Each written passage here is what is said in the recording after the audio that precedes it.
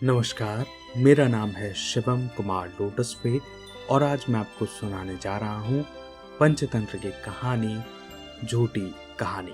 एक गांव में 3 भाई रहते थे। वे तीनों झूठे किस्से गढ़ने में माहिर थे। जो भी उनकी कहानी सुनता असंभव कहे बिना न रहता। एक बार तीनों भाई यात्रा कर रहे थे। रास्ते में रात बिताने के लिए उन्होंने एक सराय में डेरा डाला। वहाँ एक राजकुमार भी ठहरा हुआ था। उसने न केवल कीमती लिबास पहना हुआ था बल्कि हीरे जवाहरात से वह लदा हुआ था। उन भाइयों ने कभी किसी राजकुमार को नहीं देखा था, इसलिए उसे देखकर उनको बड़ी ईर्ष्या हुई। उन्होंने सोचा क्यों न अपनी कहानियों से राजकुमार को बेवकूफ बनाया जाए। उन लोगों ने मिलकर राजकुमार को घेरा और कहा, क्यों न हम लोग एक एक कहानी सुनाकर शाम बिताएं। राजकुमार को यह बात बेहद पसंद आई। तत्काल एक भाई ने कहा, हम में से जो व्यक्ति किसी की कहानी पर विश्वास न करेगा वह सुनाने वाले का दास बन जाएगा। सराय के एक बुजुर्ग को उन लोगों ने अपना न्यायाधीश बनाया। उन्हें विश्वास था कि उनकी बेतुकी और झूठी कहानियां सुनकर राजकुमार अवश्य इनकार करेगा और इस प्रकार वह उनका दास बनेगा, या फिर वह राजकुमार की कीमती चीजें उनके हवाले करने के लिए कहेंगे। सभी लोग इर्द गिर्द होकर बैठ गए। सबसे बड़ा भाई उठा और उसने कहानी आरंभ की। जब मैं छोटा था, एक दिन बाग में चोर सिपाही खेलते हुए एक ऊंचे पेड़ पर जाकर मैं छिप गया। मेरे भाई मुझे ढूंढते रहे। इस प्रकार सांझ हो गई।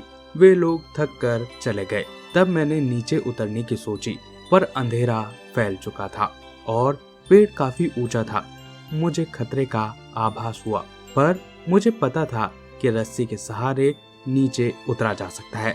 इसलिए मैं गया और निकटवर्ती झोपड़ी से एक रस्सी ली और उसके सहारे सुरक्षा पूर्वक नीचे उतरा और घर का रास्ते चला गया। इस बेतुकी कहानी को सुनकर राजकुमार ने कुछ न कहा और मुस्कुराकर दूसरे भाई की कहानी सुनने के लिए तैयार हो गया। उन भाइयों को बड़ा विस्मय हुआ कि राजकुमार ने बड़े भाई की उल जुलूल कहानी का विश्वास कैसे कर लिया। अब दूसरे भाई ने कहानी आरंभ की। उस दिन जब भाई साहब हम लोगों से छिपकर पेड़ पर बैठे थे और हम उन्हें ढूंढते फिर रहे थे, तब मैंने झाड़ियों में कुछ सरसराहट सुनी। मैं समझा भाई साहब यहाँ छुपे हुए हैं। मैं उसकी ओर लपका, पर झाड़ी से एक खतरनाक शेर प्रकट हुआ। उसने अपना जबड़ा खोला ही था कि मैंने एक छलांग में उसके पेट के अंदर पहुंच गया। मैंने इतनी तेजी से सब कुछ किया कि शेर मुझे चबा न सका। इधर मैं शेर के पेट में ऐसी धमा चौकड़ी मचाई कि शेर पेट के दर्द के मारे तड़प उठा और उसने इतनी ताकत से मुझे उगल फेंका कि मैं 100 गज दूर अपने गांव के बीचों बीच जाकर गिर गया। मैं धूल झाड़ते हुए खड़ा हो गया। इस प्रकार मैंने सारे गांव को उस शेर से मुक्ति दिलाई, क्योंकि मुझसे डरकर उस शेर ने दोबारा हमारे गांव की ओर कभी भी मुख नहीं किया। इस कहानी को सुनकर भी राजकुमार चुप रहा और उसने मुस्कुराकर तीसरे भाई की ओर देखा। सबसे छोटे भाई ने अपनी कहानी आरंभ की। एक दिन मैं दरिया के किनारे टहल रहा था। देखा सभी मछेरे मुंह लटकाए चुपचाप दरिया की ओर देख रहे थे।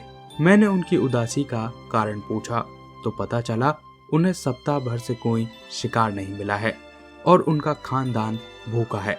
मैंने उनकी मदद करने की ठानी और कारण मालूम करने के लिए दरिया में कूद पड़ा। कुछ ही दूर गया था कि देखा एक दैत्याकार मछली ने अधिकांश मछलियों को समाप्त कर दिया था और कुछ उसके भय से नीचे तह में छुपती फिर रही थी। मैंने तत्काल एक मछली का रूप धारण किया और उस दैत्याकार मछली की ओर बढ़ा। वह मेरा पीछा करती करती किनारे पर आ गई, जहां सभी मछेरे हथियार लिए उसकी प्रतीक्षा में थे। सभी ने मिलकर हमला कर दिया और उस दैत्याकार मछली को मार डाला। मैंने प्रसन्न होकर अपनी शक्ल बदली और इंसानी हुलियों में आ गया। सारे गांव वाले बेहद प्रसन्न हुए। उन्होंने मुझे बड़ी रकम और पुरस्कार देकर विदा किया। अंतिम कहानी सुनकर भी जब राजकुमार ने कुछ न कहा तो तीनों भाई बड़े सकपका गए। उन्होंने इशारे में एक दूसरे को समझा दिया कि वे राजकुमार की कहानी पर आपत्ति न करें और जो भी वह सुनाएगा उस पर विश्वास कर लें। राजकुमार ने अपनी कहानी आरंभ की। मैं एक राजकुमार हूँ। मेरी जायदाद की कोई सीमा नहीं है। मैं अपने 3 दासों को ढूंढने निकला हूँ जो राजमहल से फरार हो गए हैं।